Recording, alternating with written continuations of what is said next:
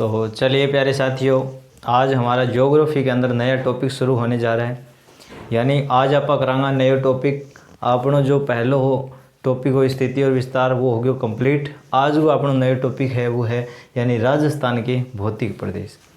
तो टाबरो आज आप करांगा भौतिक प्रदेश के बारे में। तो सारा फटाफट क्लास ने शेयर कर दो और फटाफट जुड़ जाओ सारा बच्चा। तो ज्योग्राफी के अंदर देखिए, यानी जिस बच्चे ने ज्योग्राफी लेब स्टेट का फॉर्म भर रखा है, जो आरडीसी की तैयारी कर रहा है या किसी अन्य प्रतियोगी परीक्षा की तैयारी कर रहा है, वह सारा खातर आज की अपनी क्लास है वह बहुत इंपॉर्टेंट होना रही है।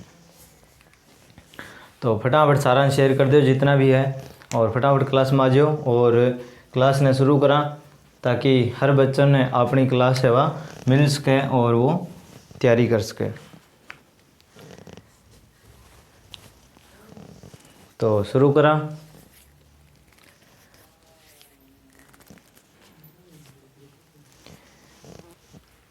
देखिए आज हम पढ़ने जा रहे हैं राजस्थान के भौतिक प्रदेश के बारे में। भौतिक प्रदेश सबसे ज्योग्राफी के अंदर सबसे बड़ा और सबसे इम्पोर्टेंट टॉपिक होने वाला है आज का। यानी इसके अंदर हम जानेंगे कि भौतिक प्रदेश राजस्थान के अंदर भौतिक प्रदेश का यह सबसे बड़ा टॉपिक माना जाता है वैसे तो। यानी इसके अंदर हम जानेंगे कि भौतिक प्रदेश यानी हमारे राजस्थान में जो प्रदेश मरुस्थलीकरण है वो किस प्रकार बंटा हुआ है, अरावली क्षेत्र है वो कितने जिलों के अंदर है, यानी इस सब के बारे में आज हम चर्चा करने जा रहे हैं। ठीक है, तो सभी विद्यार्थी फटाफट से क्लास में आ जाइए और टॉपिक को शुरू करते हैं। सभी विद्यार्थी देखिए कि आज का जो हमारा टॉपिक है वो होने वाला है यानी राजस्थान का भौतिक प्रदेश। ठीक, इसके अंदर सबसे जो देखिए मेन चीज़ क्या रहती है कि इसके अंदर जो भौतिक प्रदेश को हमारे राजस्थान के अंदर है यानी राजस्थान के अंदर ये कितना स्थान रखता है और बाकी जो अन्य मतलब जिलों के अंदर कितना रखता है। ठीक है, राजस्थान में जिलों के हिसाब से भी यह अपना अलग स्थान रखता है। ठीक है, तो सारा आ जाओ फटाफट क्लास ने शेयर कर दो ताकि आप क्लास शुरू करा। ठीक है, ज़माने में आए हो तो जीने का हुनर रखना, ज़माने में आए हो तो जीने का हुनर रखना, दुश्मन का कोई खतरा नहीं बस अपनों पे नज़र रखना। यानी दुश्मनों का कोई खतरा नहीं बस अपनों पे नज़र रखना। तो चलिए क्लास को करते हैं शुरू। देखिए राजस्थान के भौतिक प्रदेश में सबसे पहले समझने वाली चीज़ देखिए क्या है, यानी ये है एक पेंजिया। ठीक है, जो मैंने बनाया है यानी प्रागैतिहासिक काल पाषाण काल ये संपूर्ण विश्व एक पिंड के रूप में था। यानी सारों पहले आपने जो पृथ्वी व एक के रूप में ही एक पिंड के रूप में। ठीक है, जिसे पेंजिया कहते हैं। यानी ये जो पृथ्वी थी पहले ये पूरा विश्व था, ये एक पहले एक पिंड के रूप में बना हुआ था। ठीक, इसके चारों ओर क्या था, इसके चारों ओर था महासागर। ठीक है, यानी पेंथालासा था, सागर था, यानी पानी ही पानी था। यानी यह पिंड था, इसके चारों ओर क्या था, पानी ही पानी था, यानी महासागर था। कौन सा, पेंथालासा। ठीक है, उसके बाद में देखिए यानी इसका जो पानी का वेग है वो धीरे धीरे बढ़ता गया और इतना वेग बढ़ता गया कि इसको यह जो पेंजिया है इसको दो भागों में बांट दिया।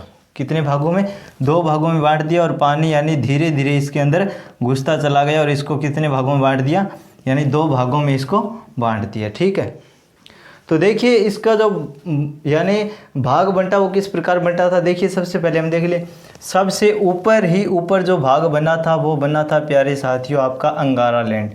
कौन सा बना था, अंगारा लैंड। ठीक है,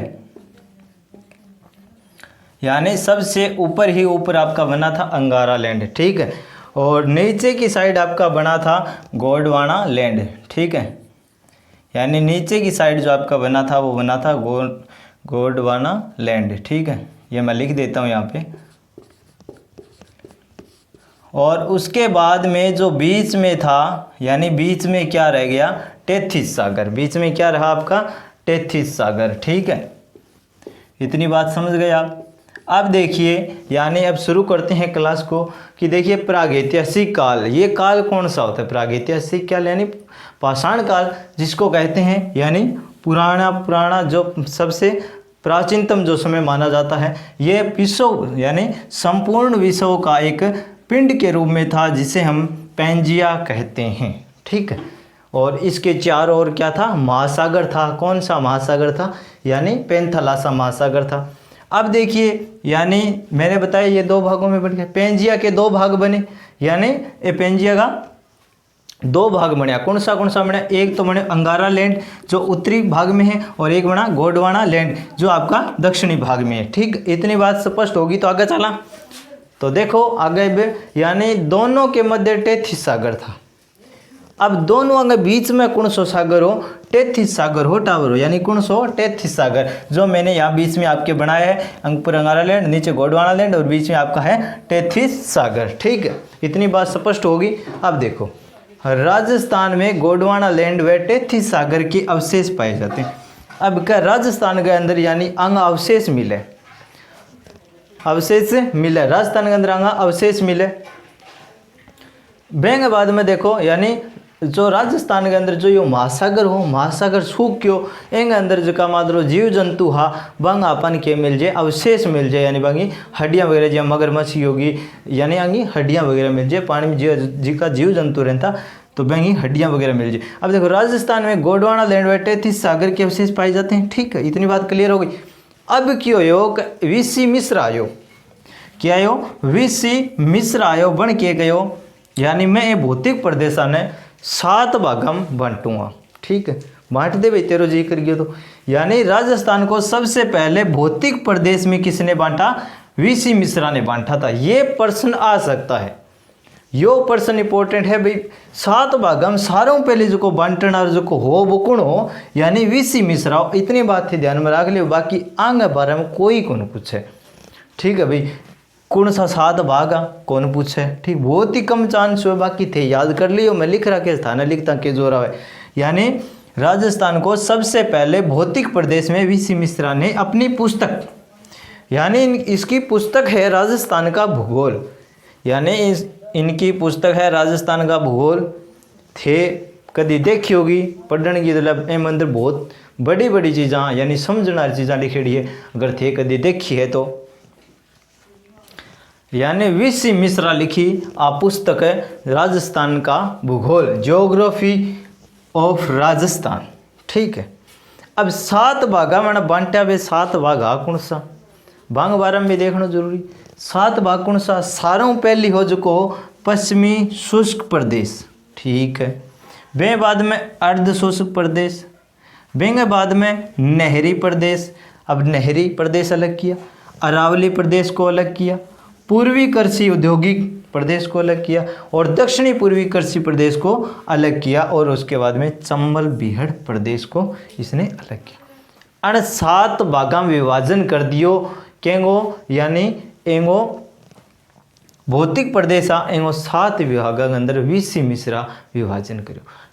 सबसे पहले अगर किसी ने विभाजन किया है ना भौतिक प्रदेश का तो वो है वीसी मिश्रा। ध्यान रखना, ये क्वेश्चन आ सकता है, इंपॉर्टेंट है, आप लगा लेना चाहिए इसके अंदर, इंपॉर्टेंट लगा लेना। वीसी मिश्रा ने सबसे पहले भौतिक प्रदेशों का विभाजन किया था, 7 भागों में बांटे हुए। ठीक है, इतनी चीज़ थारे समझ में आ गई तो आगे चला।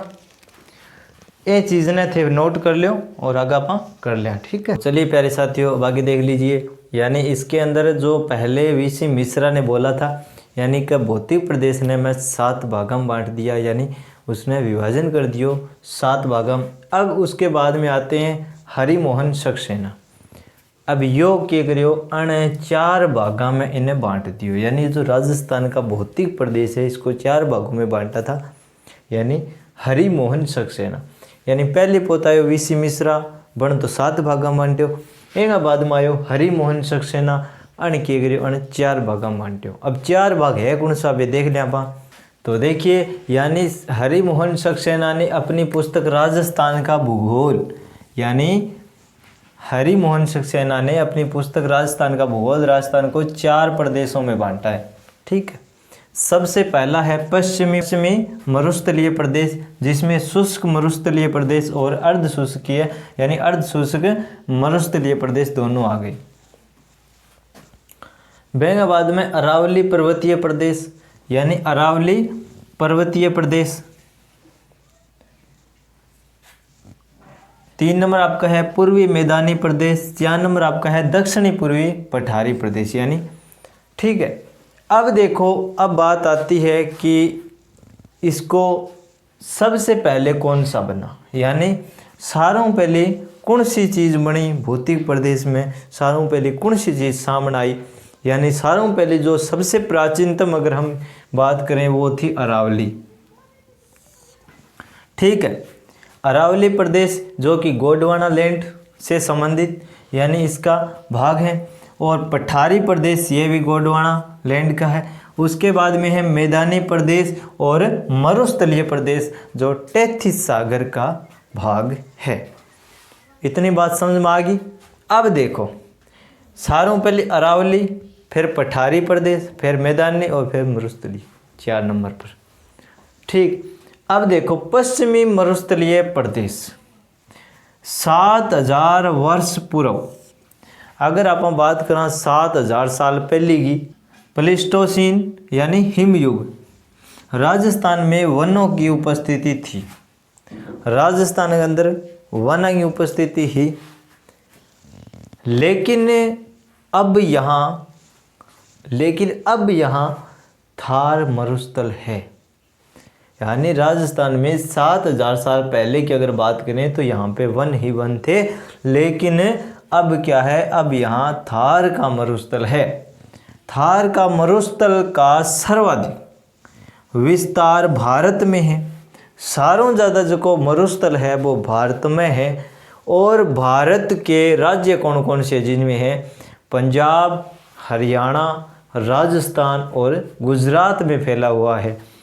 संपूर्ण थार का 62% अकेले राजस्थान में। इंपॉर्टेंट बात, ध्यान देने वाली बात यह है कि सारों ज़्यादा अगर जो थारगो मरुस्थल है अकेले राजस्थान में 62% है। ठीक है, अब राजस्थान में मरुस्थलीय प्रदेश कितने जिलों में है, ये है 19 जिलों में।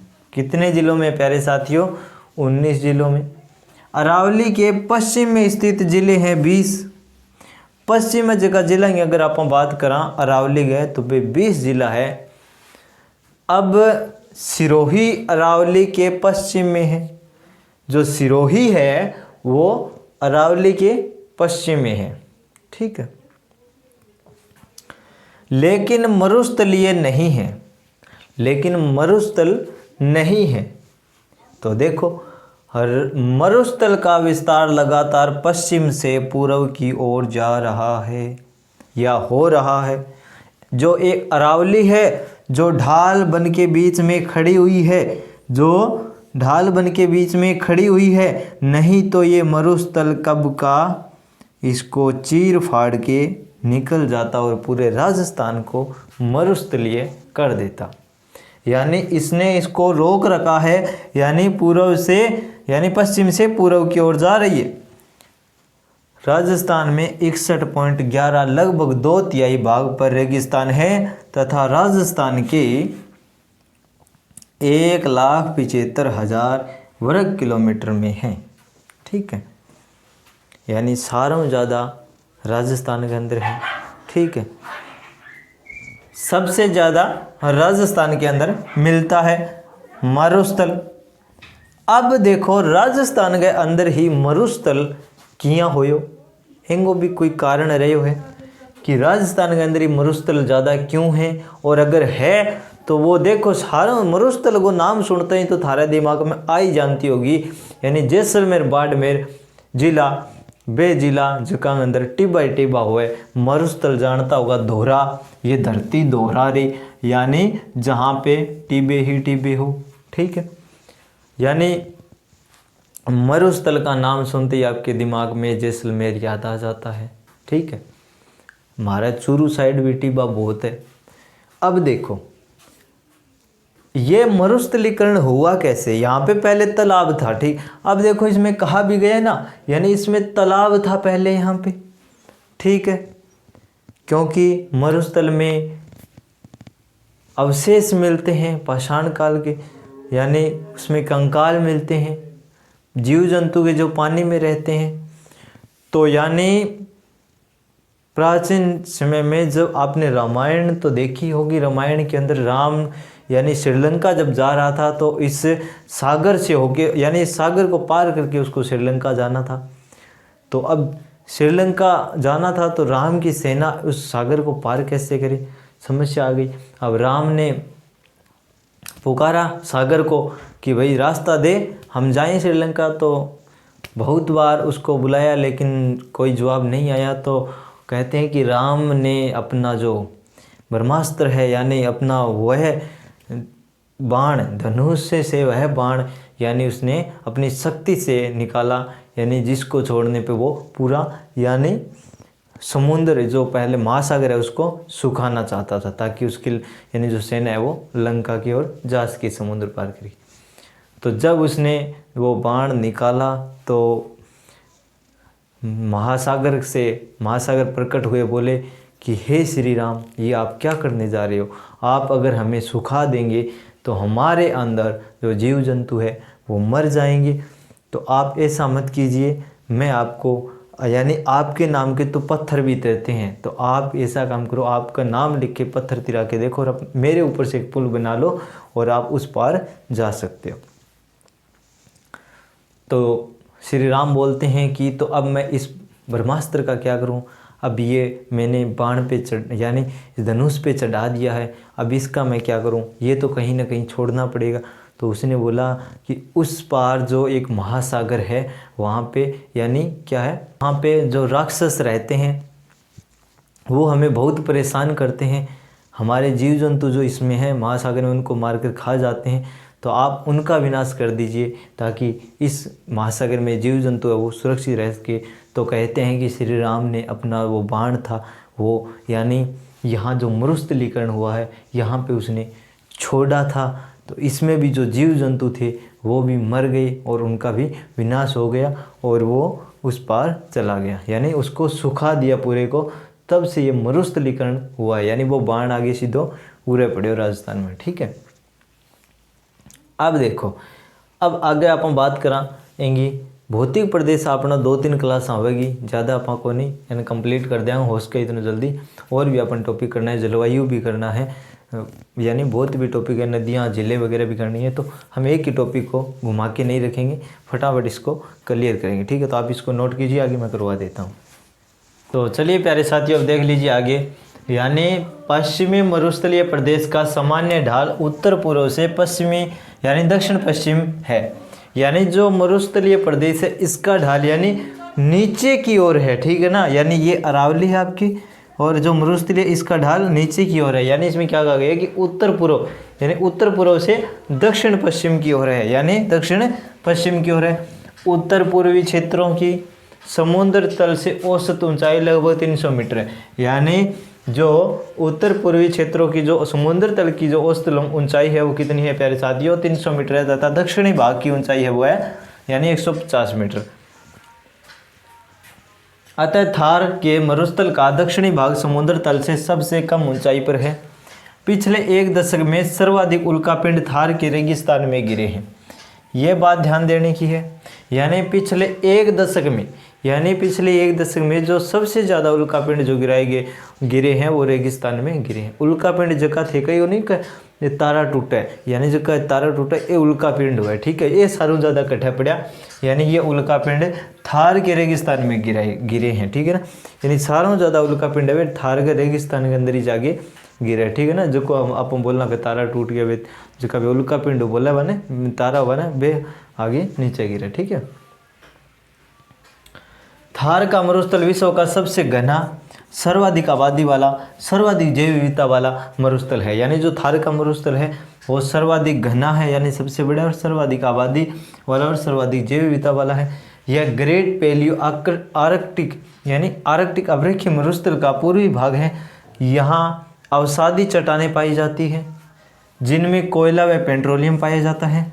ठीक है, पश्चिमी मरुस्थलीय प्रदेश राजस्थान का सर्वाधिक दैनिक तापांतर वाला प्रदेश है, यानी सबसे ज़्यादा तापमान होता है वो पश्चिमी मरुस्थलीय प्रदेश का होता है। ठीक है, अब देखो डॉक्टर ईश्वरी प्रसाद ने मरुस्थल प्रदेश को रुक्ष क्षेत्र या चीनी यात्री हवेनसांग थे, इन्होंने इसको क्या बोला है यानी गुजरात्रा